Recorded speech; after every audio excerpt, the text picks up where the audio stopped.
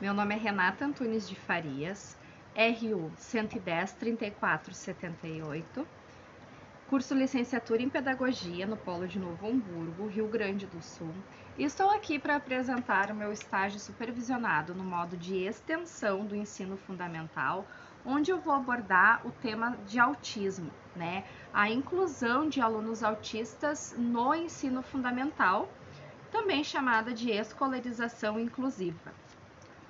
Mas antes, né, de eu apresentar os vídeos que virão, e esse também falando sobre a escolarização inclusiva, o que é necessário, como ela acontece, do porquê necessário a inclusão, né, da criança autista no ensino, né, vamos falar um pouquinho sobre o que é o autismo, né, as suas manifestações, as suas características, sobre as leis que amparam, né, as pessoas portadoras de autismo. Então, o autismo, ele é oriundo de uma palavra grega, né, autos, que significa voltar-se para si mesmo, né? E a primeira pessoa que utilizou essa palavra em 1943 foi o psiquiatra austríaco Eugen Bleuler, né? Quando ele estava fazendo a realização de diagnósticos de esquizofrenia, também chamado de transtorno do espectro autista, né? O TEA, ou desordens do espectro autista, DEA ou ASD em inglês, né? O autismo ele apresenta diversas características, né? Sendo algumas de fácil percepção, né? Logo que tu vê a pessoa, tu percebe. Algumas não tão fáceis, né? E elas apresentam principalmente uma dificuldade de comunicação, de interação social, no comportamento, na fala, né? E naquela falta de reciprocidade afetiva. As alterações de comportamento, né, de um portador de TEA, elas têm levam uma grande dificuldade, né, as quais podem ser percebidas tanto na vida social, né, do portador do TEA, quanto na vida escolar, quanto na vida familiar. Eu vou ler, porque eu sou capaz de esquecer de todas as características. Se vocês estão acompanhando na tela, eu tô aqui no computador, tá?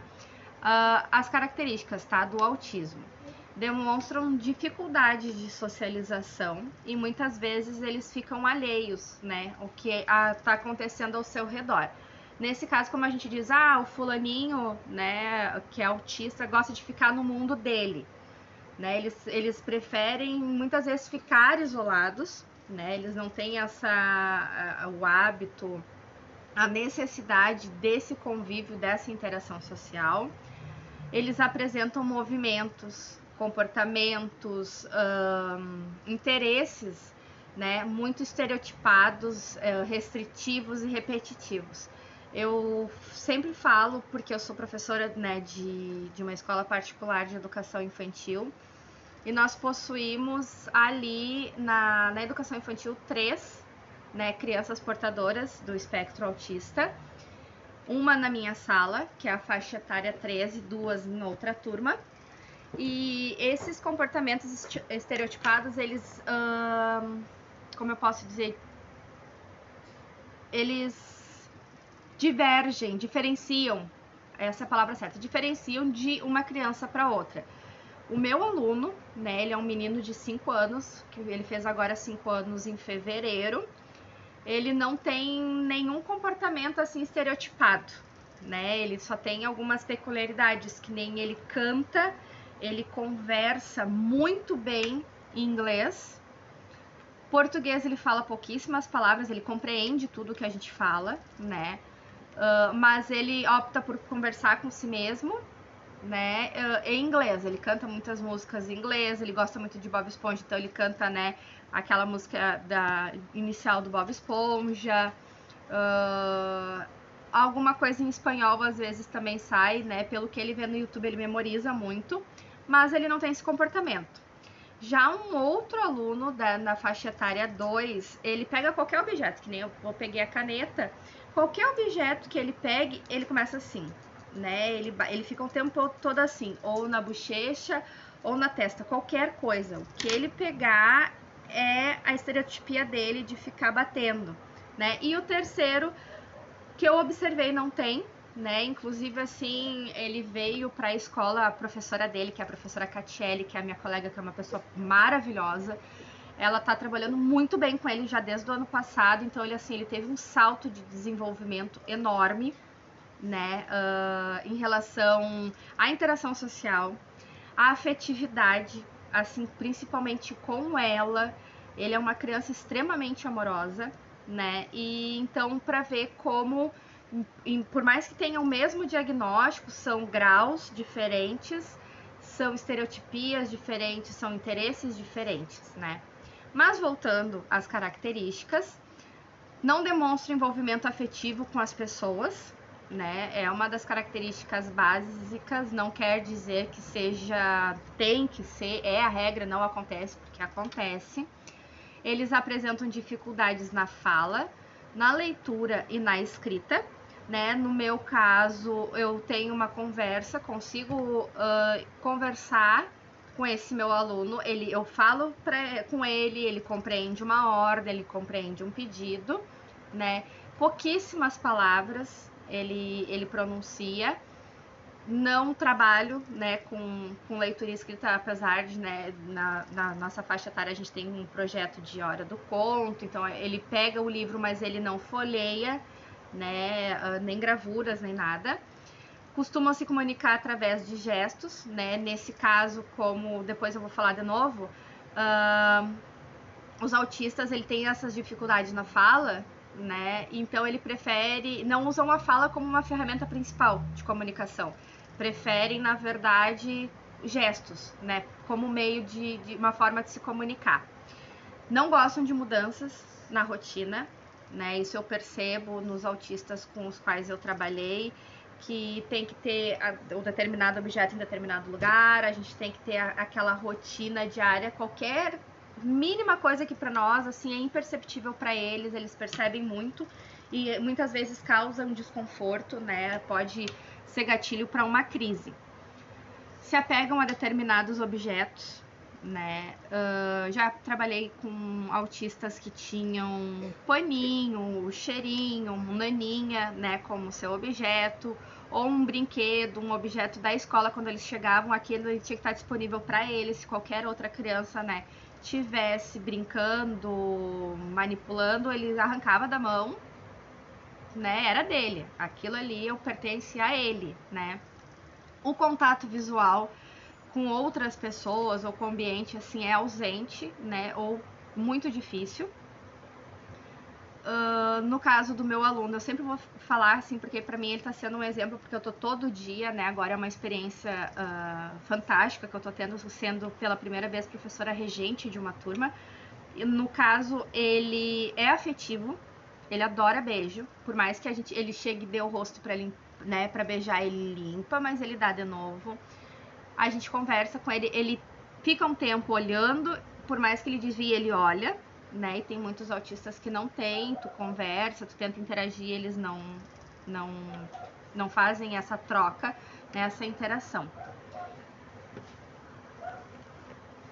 Os tipos de autismo, deixa eu só colocar no meu slide aqui também.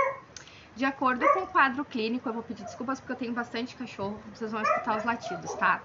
O TEA, ele pode ser classificado em autismo clássico, né, onde o grau ele varia muito, né, de uma maneira em geral, os portadores, né, do autismo clássico, eles são voltados para si, né, eles não estabelecem contato visual com pessoa, não estabelecem contato visual com o ambiente, eles conseguem falar, né, embora, como eu já falei antes, a fala não seja uma ferramenta principal, né, para comunicação, eles optam pelos gestos, como a forma de contato, possuem dificuldade de compreensão e eles aprendem somente o sentido literal das palavras, né? Eles não entendem um deboche, eles não entendem uma brincadeira, eles entendem exatamente aquilo ali, né? Nas formas mais graves do autismo clássico, eles demonstram completa ausência de qualquer tipo de contato interpessoal, eles ficam isolados, eles não aprenderam a falar, eles não fazem contato visual, eles não retribuem um sorriso, repetem os movimentos estereotipados, né? E podem apresentar uma deficiência mental importante. Temos o autismo de alto desempenho, né? Também chamado de síndrome de Asperger, que nesse caso eles têm as mesmas dificuldades, né, de comunicação e interação com os autistas, dos autistas, né, numa medida reduzida. Eles podem ter, mas é menor. Eles são verbais, né, eles conversam, eles interagem e eles são, assim, extremamente inteligentes, né, de uma inteligência, nossa, ímpar, né, que em determinada área ali que eles vão se especializar, a área do conhecimento deles, assim, eles são os melhores, o que pode, né, fazer eles ser confundidos com gênios, né, então muitas das pessoas, nossa, é um gênio, né, pode ser um portador da síndrome de Asperger. Eles conseguem levar uma vida normal, né, próxima à normal, se eles não têm tanto essa dificuldade de interação social, esse estímulo. E temos o distúrbio global do desenvolvimento, né, sem outra especificação, que embora esses indivíduos desse distúrbio, né, eles estejam incluídos no espectro do autismo, né, tem os mesmos sintomas de dificuldade de comunicação e interação, os outros sintomas, só um pouquinho que minha garganta tá seca. Peço desculpa. Que embora eles tenham, né, esses sintomas, mas os demais sintomas são insuficientes para que eles possam entrar dentro de alguma das categorias específicas, né, do transtorno, né? Não tem, se torna difícil o diagnóstico deles. Deixa eu trocar a tela. Autismo e leis, essa aqui eu vou ter que ler porque eu não sei de cor, né? Portadores do transtorno do espectro autista, eles são amparados pela Constituição Federal, pela Lei 12.764/2012, Lei de Política Nacional de Proteção dos Direitos da Pessoa com Transtorno do Espectro Autista e pela Lei nº 13.146/2015, que é a Lei Brasileira de Inclusão da Pessoa com Deficiência, né? O Estatuto da Pessoa com Deficiência. A Lei 12.767/12, que institui a Política Nacional de Proteção dos Direitos da Pessoa com o Transtorno do Espectro Autista, ela dispõe sobre diretrizes, no seu artigo 2º, sobre os direitos, no artigo 3º, das pessoas autistas, né? E ela considera os portadores, né, de autismo como pessoas deficientes, né? Para todos os efeitos legais, eles são considerados pessoas com deficiência. Então, portanto, eles gozam de todos os direitos relacionados com a Lei Brasileira de Inclusão. Autismo e a educação, né? A Constituição Federal e o Estatuto da Criança e do Adolescente estabelecem que a educação para autistas ela deve ser especializada preferencialmente na rede regular de ensino, que de acordo com a Constituição Federal, artigo 208, o dever do Estado com a educação será efetivado mediante a garantia de atendimento educacional especializado aos portadores de deficiência, preferencialmente na rede regular de ensino.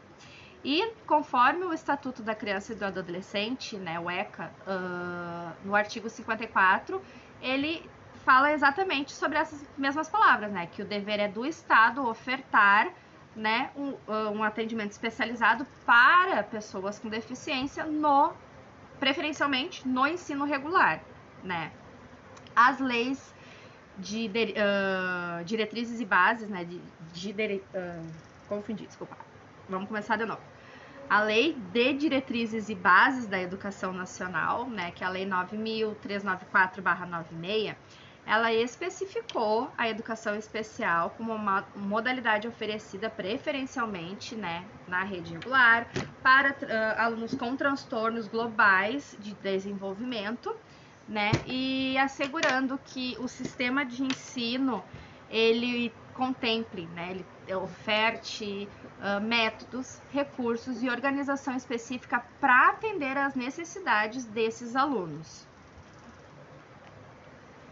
População autista vezes alunos autistas, né, que segundo os dados do CDC, que é o Center of Disease Control and Prevention, né, que é um órgão ligado ao governo dos Estados Unidos, existe hoje, talvez esteja desatualizado também, um caso de autismo para cada 110 pessoas. No caso do Brasil, que a gente tem, né, em torno de 200 milhões de indivíduos, 2 milhões são portadores de autismo, né? Para ver, é bastante. E embora os dados não são muito ainda limitados, ou que nem eu falei, talvez estejam, né, desatualizados, e com isso o censo escolar mostrou, né, que no Brasil, no nosso país, entre 2017 e 2018 houve um aumento, né, na taxa de matriculados, de pessoas autistas matriculadas na rede comum, na classe comum de ensino, de 37,27%, ou seja, passou de 77.102 indivíduos matriculados, para 105.842 indivíduos, né? Só que mesmo assim, se a gente for observar, 2 milhões é muito para a quantidade de matriculados que tem. Ou seja, né, apenas 5,21% da população autista é que está matriculado, né, em classe comum de ensino. É pouco, né? Por mais que esteja avançando, esteja aumentando, ainda é pouco, não sabemos por quê, mas, né, quem sabe o número cada vez aumente mais. É de extrema importância para o desenvolvimento deles, né, as habilidades que eles possam ter, os direitos que já são assegurados por leis e possam gozar, né, desses direitos. O autismo e a educação, então, né, continuando, as crianças autistas, elas têm asseguradas, né, a educação inclusiva, cabendo então ao Estado, né, a oferta, a garantia desse atendimento educacional, tendo total apoio, sendo adaptado, né, de forma que garantam que ele consiga se desenvolver e ser atendido às suas necessidades. Então, a escola inclusiva também é aquela que abarca, né, os alunos. Ela abraça, ela recebe e ela consegue trabalhar com alunos independentes do seu diagnóstico, das suas necessidades, das suas peculiaridades, né? Então, seria uma pincelada sobre isso. Agora, no próximo vídeo, nós vamos falar sobre a inclusão escolar, né? E eu aguardo vocês. Espero que tenham gostado. Até logo!